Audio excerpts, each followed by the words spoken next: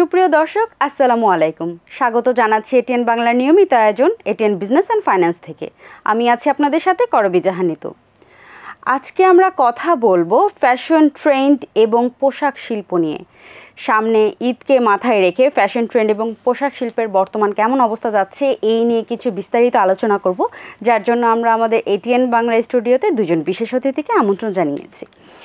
আমাদের সাথে আজকে স্টুডিওতে উপস্থিত আছেন হাবিবা আক্তার পাপিয়া, সহযোগী অধ্যাপক Shanto Mariam university of creative technology, এবং আমাদের সাথে উপস্থিত আছেন KSM মোস্তাফিজুর রহমান, ব্যবসায়ী এবং অর্থনীতি বিশ্লেষক। আপনাদের দুজনকে অনেক অনেক ওয়েলকাম আমাদের স্টুডিওতে। শুরুতেই আমি হাবিবা আক্তার পাপিয়া, আপনার কাছে একটি প্রশ্ন রাখতে চাচ্ছি যে বাংলাদেশে বর্তমানে দেশীয় ফ্যাশন শিল্পের শুরুটা আসলে কিভাবে আপনারা করেছেন এবং কখন থেকে আসলে এটা আপনাদের মাথায় এসেছে, আমাদেরকে একটু বিস্তারিত জানাবেন। বাংলাদেশের ফ্যাশন শিল্প বলতে আমাদের যেটা আরএমজি সেক্টর যেটা আছে সেটা 60-র দশকেই শুরু হয়েছে। তো 60-র দশকে শুরু হলেও আমাদের যেটা হলো বিজনেস যে এক্সপোর্ট শুরু হয়েছে সেটা 70-তে এসে, 70-র দশকের লাস্টের দিকে। তো সেখান থেকে আমাদের আরএমজি সেক্টর শুরু। তো আর আমাদের দেশীয় ফ্যাশন যদি বলি, দেশীয় ফ্যাশনটা স্বাধীনতার পর 73-তে নিপুণ ফ্যাশন দিয়েই প্রথম দেখা যাচ্ছে আমাদের নিপুণ ক্রাফট, সে দিয়েই আমাদের প্রথম ফ্যাশনের যাত্রা শুরু। তারপরে 78-এ এসে আড়ং শুরু হলো, তারপর টাঙ্গাইল শাড়ি কুটির, আমাদের যাত্রাটা সেখান থেকে। বাট 80-র দশকে এসে দেখা যাচ্ছে যে আমাদের ফ্যাশন শিল্প অনেক বিস্তর ঘটেছে, যেখানে হলো আমাদের বর্তমান যে ফ্যাশন যে হাউসগুলো আমরা দেখি, যে রিনোয়েন্ট হাউসগুলো, সেগুলো 80-র দশকের। সেটাতে কেয়া ক্রাফট, নিপুণ, আর সেটা আমাদের আছে অঞ্জনস, বাংলার মেলা, তারপর সেখানে আছে বিবিয়ানা, রং, সাদা কালো, সেগুলো 80-র দশকে। 80-র দশকেই এসে আমাদের ফ্যাশন শিল্পের বিস্তর ঘটে। জি। তো সেখানে আমাদের ফ্যাশনের যে ধারাটা, তো আমাদের বিশেষ করে আমাদের দেশীয় ফ্যাশনের যে বিষয়গুলো, সেটা আমাদের কি ঈদকে সামনে রেখেই সেই কাজগুলো বেশি, বা আমাদের বিভিন্ন অকেশনকে ধরেন 80-র দশকে এসে যেটা হয়েছে সেটা হলো, তখন হলো আমাদের দেশীয় ফ্যাশনটা আমাদের ট্রেডিশনালকে ধরেই কাজ হতো। তো বিশেষ করে ঈদকে সামনে রেখে, অথবা সেটা পয়লা বৈশাখ, আমাদের 21শে ফেব্রুয়ারি গেল, 21শে ফেব্রুয়ারি এইরকম সিজনের আমাদের শীত গরমকে বেস করে দেশীয় ফ্যাশনের হয়েছে। বাট তার চেয়ে আমাদের সবচেয়ে বড় অকেশন ঈদ। ঈদকে ধরে প্রত্যেক ফ্যাশন হাউজেই ঈদকে ধরেই মানে বছরের সবচেয়ে বেশি কাজ হয় আমাদের, মানে ঈদকে উপলক্ষ করে। তো সেইখানে দেখা যায় আমাদের বাঙালিদের যে সবচেয়ে কেনাকাটা সবচেয়ে বড় যে বিজনেসের যে জায়গাটা, যারা বিজনেস ওইটার সাথে যারা আছেন তাদেরও, এবং যারা ক্রেতা যারা আছেন তাদেরও ওইটাই সবচেয়ে বড় সময় যে কেনাকাটার। বাঙালি ঈদে কেনাকাটা না হলেই চলে না, এবং যে কারণে ফ্যাশন হাউসগুলো চিন্তা করে যে ওই সময়টাকেই মানে বেস করে ওনারা কাজ করেন। বছরের দেখা যাচ্ছে যে সেটা 4-5 মাস শুধু ঈদকে কেন্দ্র করে কাজ করা হয়। জি, ধন্যবাদ আপনাকে। জি, আপনার কাছে একটু আসি মোস্তাফিজুর রহমান, জানতে চাবো যে বাংলাদেশের আরএমজি সেক্টরের বর্তমান অবস্থা কেমন যাচ্ছে এই দেশের এই পরিস্থিতির মধ্যে? ধন্যবাদ। বাংলাদেশের পোশাক শিল্প নিয়ে যদি বলতে হয়, তাহলে কিন্তু বাংলাদেশের পরিচিতিটাই কিন্তু এখন পোশাক শিল্প হিসেবে, সেটা পৃথিবীর দ্বিতীয় বৃহত্তর রপ্তানিকারক দেশ। আমার মনে হয় পশ্চিমা দেশে, উন্নত দেশের এমন কারো জানা নেই যে বাংলাদেশ যে পোশাক শিল্পে স্বয়ংসম্পূর্ণ এবং এটা উৎপাদন করার সক্ষমতা এসেছে। এটা কিন্তু আমাদের একটা গর্বের জায়গা। এখন বর্তমান অবস্থায় যদি বলেন যে পরিবর্তিত পরিস্থিতি যেটা, সেটা কিন্তু গণ আকাঙ্ক্ষা যেটা, আমাদের দেশে সুশাসন হবে, মানুষের অধিকার আদায় হবে, আমাদের দারিদ্রতা বিমোচন হবে, এই মিলেই তো পরিবর্তন। তা আমার মনে হয় বর্তমান অবস্থাতে আমরা যে জায়গায় আছি, এটা ক্রমশ এটা ভালোর দিকে যাবে। আমাদের দেশে রাজনৈতিক অস্থিতিশীলতার কারণে এটা যেহেতু রপ্তানি নির্ভর একটি শিল্প, এটা কিন্তু নির্দিষ্ট সময়ে পণ্যটা বানাতে হবে এবং নির্দিষ্ট সময়ের মধ্যে পণ্যটা সেই ক্রেতার কাছে পৌঁছাতে হবে। তিনি যেহেতু তার বাজারকে লক্ষ্য করে তিনি আমাদের দেশে অর্ডারটা প্লেস করেছেন, তিনি যদি নির্দিষ্ট সময় এই পণ্য যদি নিতে না পারেন, তাহলে কিন্তু এটা কিন্তু ব্যবসার তার সঙ্গে যে বাণিজ্যিক চুক্তি যেটা, সেই চুক্তিটাই ব্যাহত হয়ে গেল। এবং এগুলো যদি আমরা যথাসময়ে যদি রপ্তানি করতে না পারি, তাহলে আমাদের এখানে যদি এগুলো ডাম্পিং করতে হয়, তাহলে কিন্তু ওই ইন্ডাস্ট্রির কিন্তু তার যে প্রফিট এবং তার যে সাস্টেইনেবিলিটি কিন্তু ব্যাপকভাবে ব্যাহত হবে। সেই জন্য শুধুমাত্র যে বৈদেশিক যে সমস্ত ক্রেতা আমাদের দেশে এসে অর্ডার দিচ্ছে, সেটা যে শুধু ক্রেতা এবং বিক্রেতার মাঝেই যে এই সম্পর্কের কারণে যে এই ব্যবসা টিকে থাকবে তা না। এটা আমাদের রাস্তাঘাট সচল থাকতে হবে, আমাদের বন্দরের সক্ষমতা বৃদ্ধি করতে হবে, আমাদের ব্যাংকিং সিস্টেমে যাতে আমরা এলসিগুলো দিতে পারি নিতে পারি সেটা ঠিক রাখতে হবে। অর্থাৎ অর্থনৈতিক যে ব্যবস্থাপনা এফিসিয়েন্সি, এটা সঠিক থাকতে হবে। এর সাথে সরকারের সরাসরিভাবে নিবিড়ভাবে জড়িত। মাঝখানে শুনেছিলাম এলসি বন্ধ ছিল কিছুদিন, তখন কি আপনাদের এটার উপর এফেক্ট পড়েছিল? এটা আপনার যেটা এলসিকে রেশনিং করতে হয়েছে। যখন ধরুন একটা দেশ নিয়ে যদি নেতিবাচক একটা প্রচার যদি বহির্বিশ্বে হয়, যিনি ধরুন একটা বাংলাদেশের যে কোনো ব্যাংক যদি কোনো ব্যবসা প্রতিষ্ঠানকে যদি লোন দিতে চায়, তাহলে কিন্তু তার লোন পরিশোধ করার সক্ষমতা আছে কি নেই এটা কিন্তু তিনি যাচাই করবে। এরকম রাষ্ট্রেরও একটা ক্রেডিট রেটিং আছে, যেটা আন্তর্জাতিক সংস্থারা এটা পরিমাপ করে। এই ধরনের আন্তর্জাতিক স্বীকৃত সংস্থা আছে যারা একটা দেশ সম্পর্কে তার এলসির পেমেন্ট দেবার মতো সক্ষমতা অথবা এলসির বিপরীতে পণ্য দেবার সক্ষমতা, এগুলোকে একটা আন্তর্জাতিক একটা রেটিং করে। সেই রেটিংয়ে আমাদের অবস্থানটা এটা সঠিক থাকতে হবে। না হলে আমরা যেমন বিদেশে যদি কোনো এলসি দেই, তিনি পণ্য দিতেও সে মনে করবে যে এলসির বিপরীতে আমি পণ্য দিলে আমি যথাসময়ে এর টাকা পাবো কিনা। আবার অন্য দেশ থেকে যদি আমাদের দেশে কেউ কোনো যদি লেটার অফ ক্রেডিট ইস্যু করে, ক্রয় আদেশ দেয়, সে মনে করবে যে আমি বাংলাদেশকে এটা দিলাম, যদি এটা যথাসময়ে না দিতে পারে তাহলে আমার ব্যবসা তো ঝুঁকির মধ্যে যাবে। তো যে অবস্থায় আমাদের ব্যাংকিং সেক্টরে যে জায়গায় এসেছিল, ব্যাংকের রিজার্ভ যে জায়গায় এসেছিল, মাননীয় গভর্নর তো তিনি প্রতিনিয়তই বলছেন যে আমাদের যে বৈদেশিক যে রিজার্ভ যেটা থাকে বৈদেশিক মুদ্রার, সেটা রিজার্ভ আমাদের আর কমেনি, আমরা একটা নির্দিষ্ট জায়গায় রয়ে গেছি এবং রিপেমেন্ট দেবার ক্ষেত্রেও তাকে রিজার্ভের অর্থ দিতে হয়নি। এগুলো সব কিছুই পজিটিভ আমরা শুনছি। আমার মনে হয় এই ব্যবস্থার মধ্য দিয়ে যখন একটি নির্বাচন হবে, নির্বাচিত সরকার যখন আসবে, নির্বাচিত সরকারের সক্ষমতা আর ধরুন অন্তর্বর্তীকালীন সরকারের সক্ষমতার মধ্যে বিস্তর পার্থক্য আছে। রাষ্ট্রের যদি কোনো কনফ্লিক্ট হয়, সেটা কিন্তু কনফ্লিক্ট থেকেই কিন্তু সোসাইটির জন্ম হয়। একটা ধরুন পাকিস্তান থেকে বাংলাদেশ বিভাজন হয়েছে কেন? এটা আমাদের ঐক্যের মিল হয় নাই। মানে এই সময় কি আপনারা ডিসিশন মেকিং করতে পারছেন না? ডিসিশন মেকিংয়ে ধরুন যিনি আমরা ব্যবসা পরিচালনার সিদ্ধান্ত আমরা যেটা করি সেটা তো আমার উইদিন দ্য ইন্ডাস্ট্রি, কিন্তু এই ইন্ডাস্ট্রির সাথে তো এক্সটার্নাল থ্রেট আছে, ইন্ডাস্ট্রির সাথে আরও অন্য এজেন্সির সংযোগ আছে, সেগুলো এর সাথে বিপর্ক করে। তো এই রাজনীতির কথা বলছি এই জন্য, এই কনফ্লিক্টকে মিটিগেশনের জন্য রাজনীতির প্রয়োজন হয়। রাজনৈতিক নেতাদের নেটওয়ার্কটা বিস্তৃত। আজকে যদি চট্টগ্রাম বন্দরে কোনো বিষয় যদি মীমাংসার প্রয়োজন হয়, কোনো শ্রমিক অসন্তোষ, একটা রাজনৈতিক সরকারের পক্ষে এটা নিয়ন্ত্রণ করাটা যত সহজ, অরাজনৈতিক সরকারের ক্ষেত্রে এটা সময় লাগবে, অথবা আইনের প্রয়োগটা এমনভাবে হবে যার মধ্য দিয়ে হয়তো আবার নতুন করে সমস্যার সৃষ্টি হবে। তাই আমি মনে করি আমাদের দেশের অর্থনীতিকে যদি সচল রাখতে হয়, তাহলে দেশের ব্যবসা বাণিজ্য শিল্প কলকারখানা সচল রাখতে হবে, ব্যাংকিং সিস্টেমকে ঠিক রাখতে হবে, দুর্নীতিটাকে নিয়ন্ত্রণ করতে হবে। এগুলো একটার সাথে একটা পরস্পরের সাথে জড়িত, এই রাজনৈতিক এবং ব্যবসায়িক ইন্টাররিলেটেড। রাইটলি। জি, ধন্যবাদ আপনাকে। আপনার কাছে একটু জানতে চাই যে এই দেশীয় ফ্যাশন হাউসগুলোর, জি আমি সেটা হলো ভাইয়ের কথা করে ওনার কথার সাথে আমি মিলিয়ে বলতে চাই যে বাংলাদেশের দেখা গেল জিডিপির যে হচ্ছে, আমাদের দেখা গেল যে 80%ই গার্মেন্টস খাত থেকে আসে। তো আমাদের আরএমজি সেক্টর 80% এবং টোটাল জিডিপি দেখছে 11% আসে গার্মেন্টস। কারণ যেভাবেই হোক আমাদের এই সেক্টরকে তো টিকিয়ে রাখতে হবে, এটাকে ভালো রাখতে হবে।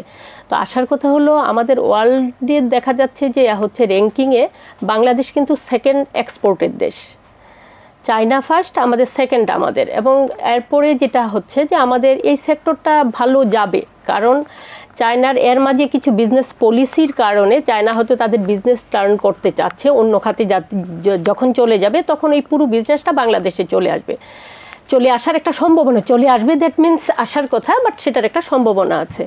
এছাড়া আমাদের যেটা আছে যে আমাদের এটার পিছনে তো আমাদের টিকিয়ে রাখতে হবে এই জন্য যেখানে আমাদের একটা বড়, আমাদের এখানে যে নারী শ্রমিক যারা আছে তারা এখানে 60 to 65% নারী শ্রমিক কাজ করে এখানে। এবং আমাদের দেশে আরেকটু আসার কথা যেটা, যে আমাদের দেশে যেটা ওয়ার্ল্ড ওয়াইড এখন যেটা নিয়ে কাজ হচ্ছে, যে গ্রিন ফ্যাক্টরি। বাংলাদেশে কিন্তু 200-র বেশি গ্রিন ফ্যাক্টরি আছে এবং আমাদের ফ্যাক্টরিগুলোর এখন অনেক ডেভেলপমেন্ট যেটা হয়েছে, এতে দেখা গেল যে আমাদের আরও অর্ডারগুলো বাংলাদেশে আসার সম্ভাবনা অনেক বেশি। এছাড়া আমাদের যে বাজারগুলো ছিল, যেটা উনি বললেন যে আমাদের যেটা হলো ইউরোপ কান্ট্রিগুলো, আমাদের ছিল ইউরোপে, আমেরিকা, আমাদের কানাডায়, অস্ট্রেলিয়া, এই ছিল আমাদের বড় বাজার, ফার্স্ট ওয়ার্ল্ড কান্ট্রিগুলো। ফার্স্ট ওয়ার্ল্ড কান্ট্রি সব কিছু অনেক কিছুই, বাট এখন নতুন করে আমাদের হলো আবার চায়না এবং রাশিয়া নতুন বাজার আসতে চলছে। তো সেটা হলে আমাদের দেখা যাচ্ছে যে এই সেক্টর আরও ডেভেলপ করার তাদের সাথে সম্ভাবনা আছে। করে থাকেন সেটা দেখা যাচ্ছে নতুন বাজারটা তো দেখা গেল ওয়ার্ল্ড ওয়াইড সবাই তো বিজনেস করছে, বিজনেস দেখা গেলো আমাদের এখান থেকে যত অল্প কস্টে জিনিস মানে পাচ্ছে তারা পণ্য, সেটা তো হলো অন্যান্য জায়গা থেকে সেটা তাদের কস্টিংয়ের যে ব্যাপার। এবং আমাদের ওই যে ওয়ার্ল্ড ওয়াইড যেটা যেহেতু এখন সবাই মানে ক্লাইমেট নিয়ে কাজ করছে, তো সেটা হলো ওই যে গ্রিন ফ্যাক্টরি যেটা বললাম, যে ওয়ার্ল্ডের আমাদের এখান থেকে যতটা সুন্দর সেখানে গ্রিন ফ্যাক্টরি কাজ করছে, যেখানে কোনোভাবেই যেন পরিবেশ দূষণ না হয়। তো পরিবেশ দূষণ নিয়ে বাংলাদেশ কাজ করে যাচ্ছে এবং আরএমজি সেক্টর কাজ করছে। যারা আছেন কলা কুশীলব যারা আছেন ওনারা কাজ করে যাচ্ছেন আরএমজি সেক্টরকে, যেন আমরা যেন পণ্যটা সেটা অন্যান্য দেশে দিতে পারি এবং ওনাদের যেন সেই র্যাঙ্কিংয়েও আমরা অনেক এগিয়ে, যে কারণে আমাদের RMG sector day by day আরও ডেভেলপ হওয়ার এই কথা। জি ধন্যবাদ আপনাকে। আপনার কাছে একটু আসি যে বাংলাদেশের আরএমজি সেক্টরের বাজার কোথায় কোথায় আছে, মানে এই ব্যবসাটা কোথায় কোথায় সব থেকে বেশি প্রচলিত? আমাদের গার্মেন্টস সেক্টরে আমরা যে প্রিভিলেজটা পাচ্ছি সেটা হলো আপনার ডিউটি ফ্রি, কোটা ফ্রি। সেটা হলো ইউরোপের, সমগ্র ইউরোপেই আমাদের এর সেলটা সবচেয়ে বেশি, তারপরেই হলো আমেরিকাতে। এটাকে আমাদের ডাইভার্সিফাইড করতে হবে। আমাদের শুধুমাত্র যদি আমরা পশ্চিমা কয়েকটা দেশের ওপর যদি নির্ভরশীল থাকি তাহলে এক বাস্কেটে তো রাখতে নেই, এটা ডাইভার্সিফাইড করে, যেমন রাশিয়াতে বাজার সৃষ্টি হচ্ছে, অস্ট্রেলিয়াতে হচ্ছে। অস্ট্রেলিয়াতে এখন আমাদের বাজার আছে, যে অস্ট্রেলিয়া এখন আমাদের ক্রেতা। এটাকে আরও বিস্তৃত করার প্রয়োজন আছে। আমাদের যে পোশাক শিল্পের যে উত্থান, এটা কিন্তু আমাদের কারণেই হয়েছে। তারা প্রাইস অ্যাডভান্টেজ পায় বলেই এখানে আসে, তাছাড়া অন্য কোনো রিজন নাই। এটাই আমার মনে হয় যে আমাদেরকে যদি আরেকটা কাজ করার দরকার আছে। পোশাক শিল্পের যেহেতু আমরা একটা উৎকর্ষতায় এসেছি, পৃথিবীর দ্বিতীয় বৃহত্তর রপ্তানিকারক, আমরা যদি রপ্তানি খাতে যদি অন্য পণ্যকে সংযোজন না করি, আমরা এই যে 26 সালের পরে যখন এলডিসি গ্রাজুয়েশন হবে, দেশটা যখন মধ্যম ইনকামের দেশে পরিণত হবে, তখন কিন্তু আমরা এই ডিউটি ফ্রি, কোটা ফ্রি সুবিধাটা পাবো না। তখন আমাদের পোশাক শিল্পের রপ্তানিতে আমাদের এখানে প্রফিটও কমে যাবে এবং রপ্তানিটাও আমাদের কমে যাবে। তখন প্রতিযোগিতায় অন্য দেশের কাছ থেকে এই পোশাক কেনা লাভজনক হবে ওই পশ্চিমা দেশের কাছে। সেই দিক বিবেচনা করে আমরা এই গ্রাজুয়েশনের পূর্বেই আমাদেরকে অন্য শিল্পের দিকে জোর দিতে হবে।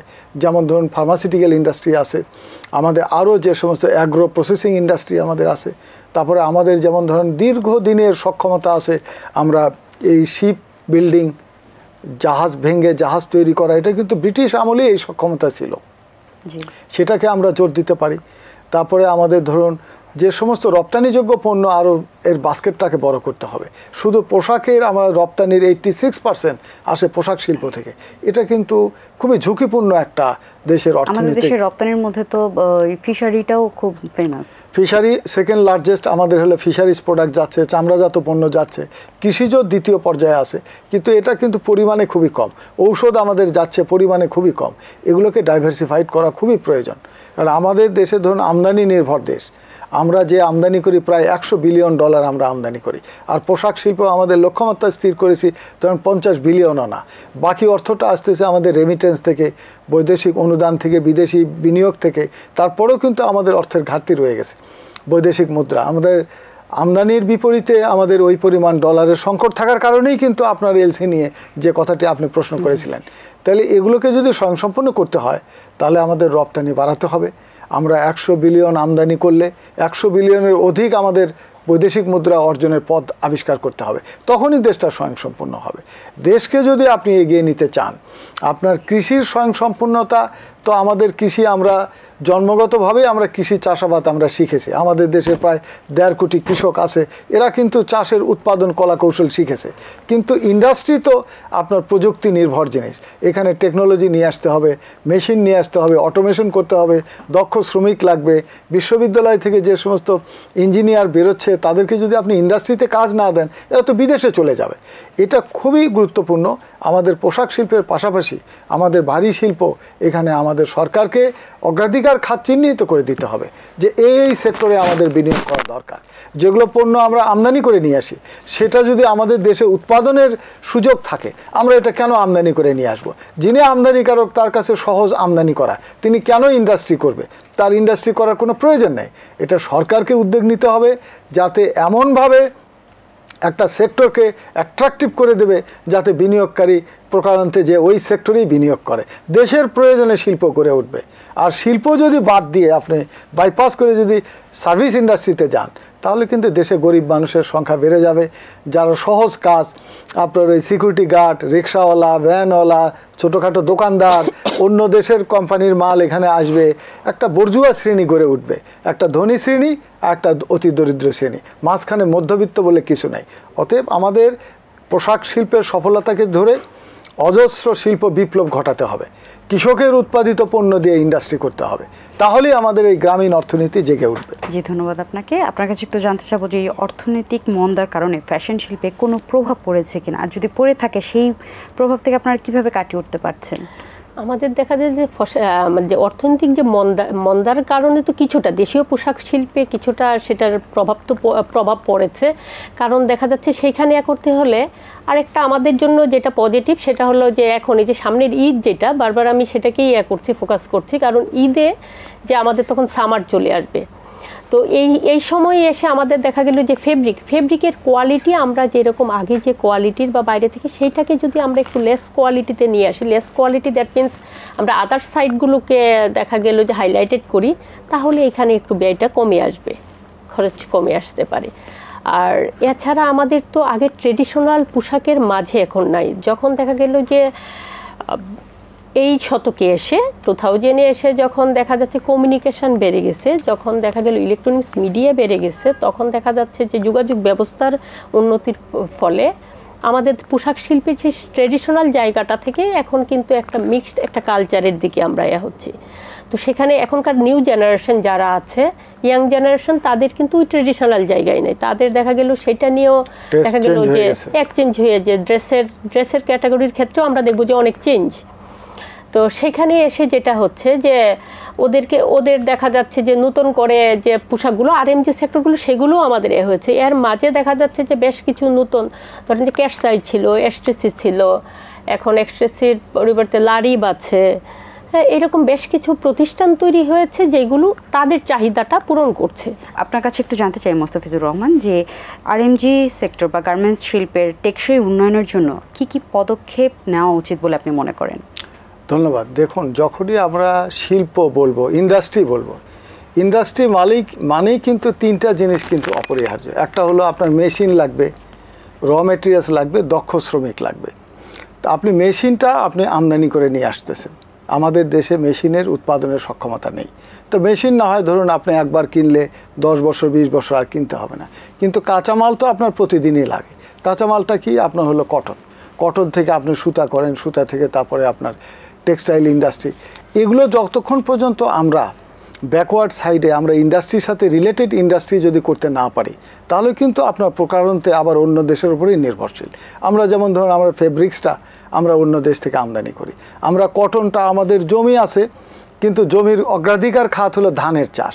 তো এখন ধান আপনার 72% জমিতে শুধু ধানই চাষ করেন, আপনি কটন করবেন কোথায়? আবার কটনের জমির আবার টেক্সচার আলাদা, আবার যে ভ্যারাইটি আপনি কটনের চাষ করেন সেটার উৎপাদনশীলতা আর আপনার অন্য দেশে যে কটন উৎপাদন হয় তার উৎপাদনশীলতার পার্থক্য আছে। এগুলো আইডেন্টিফাই করে যে কটনের প্রোডাকশন লোকালি কিভাবে বাড়ানো যায়, হাইব্রিড জাতের কটন নিয়ে এসে এবং হাইব্রিড রাইস এবং শাকসবজির যখন আমরা উচ্চ ফলনশীল জাত নিয়ে আসবো, তখন একই পরিমাণ জমিতে আপনার 20-30% ফলন বেশি হবে। যদি ফলন বেশি হয় তাহলে ওই পরিমাণ জমি আপনার বেঁচে যাবে, ওই জমিতে আপনি হলো কটনের চাষ করবেন। অর্থাৎ যদি আপনি এটাকে সাস্টেনেবল করতে চান তাহলে এর সাথে ইন্টার রিলেটেড যে সমস্ত ফ্যাক্টর আছে এই ফ্যাক্টরকে আইডেন্টিফাই করে স্বয়ংসম্পন্ন করতে হবে। লাভজনক করতে হলে আপনার শ্রমিকের দক্ষতা বেরোতে হবে। আপনার যদি প্রোডাক্টিভিটি আপনার যেটা আসছে, আপনার একই শ্রমিক আপনার যদি আমেরিকায় থাকে, একই শ্রমিক যদি বাংলাদেশে থাকে, দুইজনের প্রযুক্তিগত কারণে এবং স্কিলের কারণে দুইজনের প্রোডাক্টিভিটি দুই রকম। তাহলে আমাদের এই ম্যানপাওয়ারকে দক্ষ করার জন্য যেমন ইনস্টিটিউটগুলো হয়েছে, বিজিএমের মাধ্যমে পোশাক শিল্প উৎপাদনের জন্য, উৎপাদনশীলতা বৃদ্ধির জন্য এখানে ইনস্টিটিউট হয়েছে। বিশ্ববিদ্যালয় থেকে তারা শিখবে কীভাবে গার্মেন্টস ইন্ডাস্ট্রির প্রোডাক্টিভিটি বাড়ানো যায়। এর সাথে আপনার র ম্যাটেরিয়ালসে কীভাবে আমরা লোকালি আমরা এটা করতে পারি। আমরা যে সমস্ত ছোটোখাটো যন্ত্রপাতি যেগুলো আমরা এতদিন আমদানি করে নিয়ে আসছি, এই ইঞ্জিনিয়ারিং পার্টটা আমরা এখানে কিভাবে করতে পারি। এর সাথে ইন্টিগ্রেটেড যে সমস্ত বিষয় আছে এগুলো যখন আমরা এখানে স্বয়ংসম্পূর্ণ করব তখন এটার ঝুঁকি কমে যাবে। আর বাজারটা আমরা শুধু ইউরোপের বাজারের সাথে আপনার না থেকে এটাকে আমাদের আরও অনেক দেশ আছে যেখানে আমাদের প্রাইসের কারণে, আমাদের প্রতিযোগিতামূলক মূল্যের সুবিধার কারণেই তারা আমাদের কাছ থেকে ক্রয় করবে। এমনকি পার্শ্ববর্তী দেশ ভারত এবং চায়না, তাদেরও কিন্তু মার্কেটের সেগমেন্ট আলাদা আছে। তারা হাই এন্ডের কাস্টমারের জন্য তারা প্রোডাক্ট বানাবে, আমরা হলে মিডল এবং লো ইনকামের জন্য দাঁড়াবো। সেই দেশেও কিন্তু ভারত এবং ইন্ডিয়াতেও আমাদের কিন্তু পোশাক শিল্পের বাজার সম্প্রসারণ করা সম্ভব।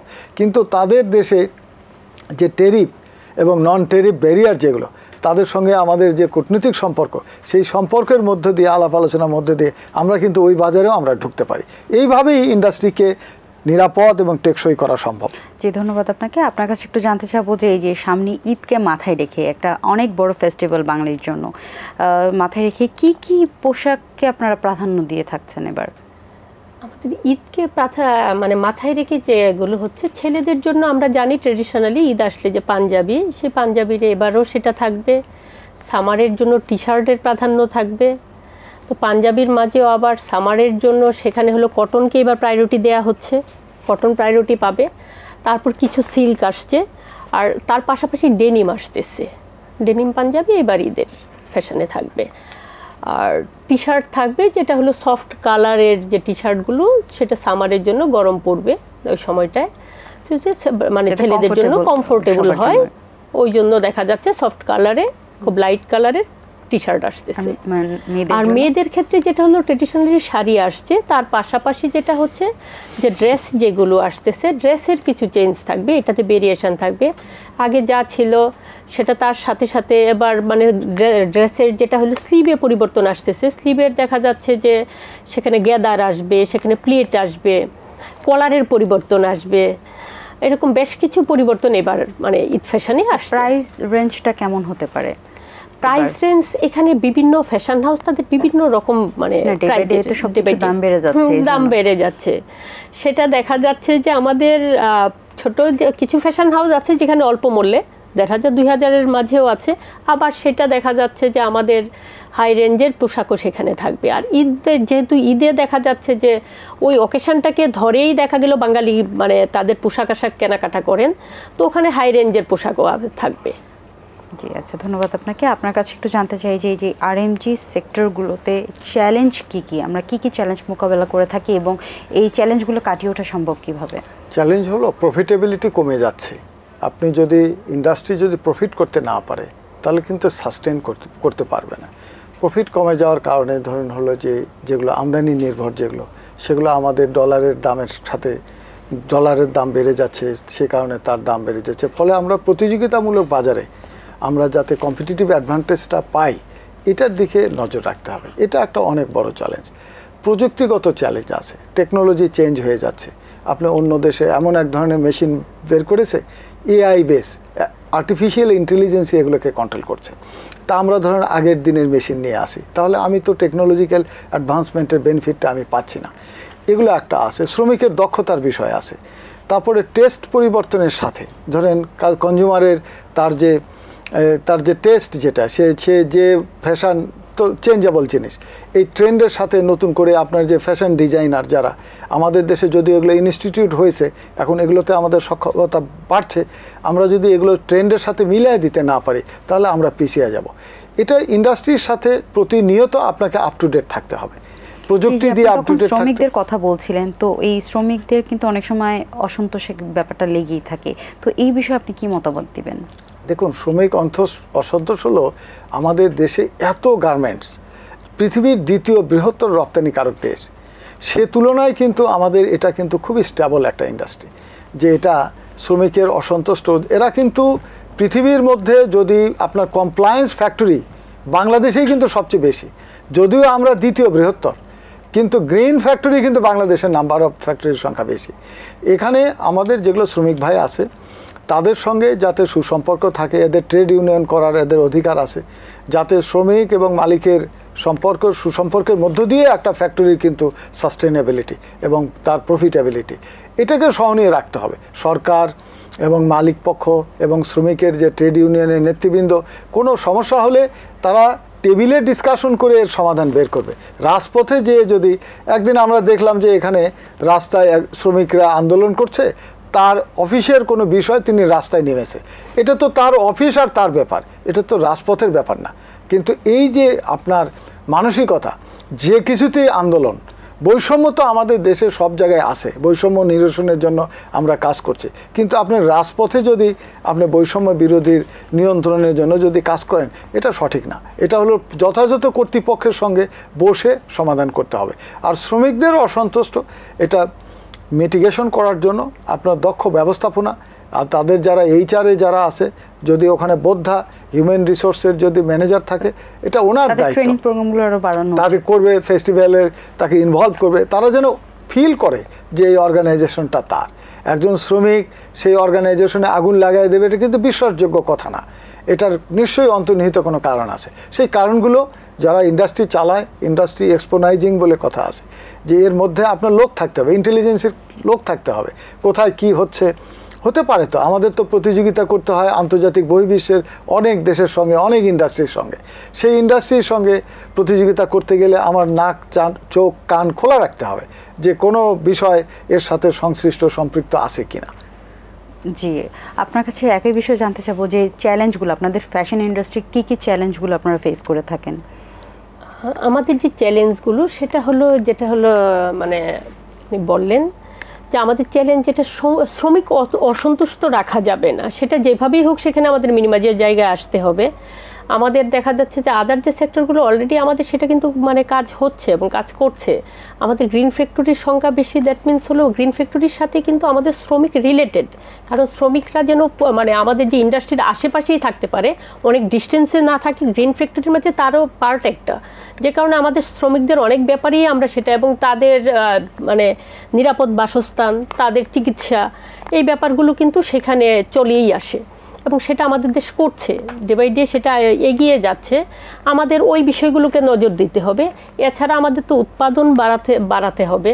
আমাদের দেখা গেল যে আমরা এখনও চায়না নির্ভর, মানে হচ্ছে আমাদের যে ফেব্রিক যেটা আসছে সেটা চায়না থেকেই ম্যাক্সিমাম আসে, বা আমাদের এখানে যতটুকু আছে আমাদের স্পিনিং মিলগুলো সেটা কাটিয়ে উঠতে পারছে না বা পর্যাপ্ত দিতে পারছে না।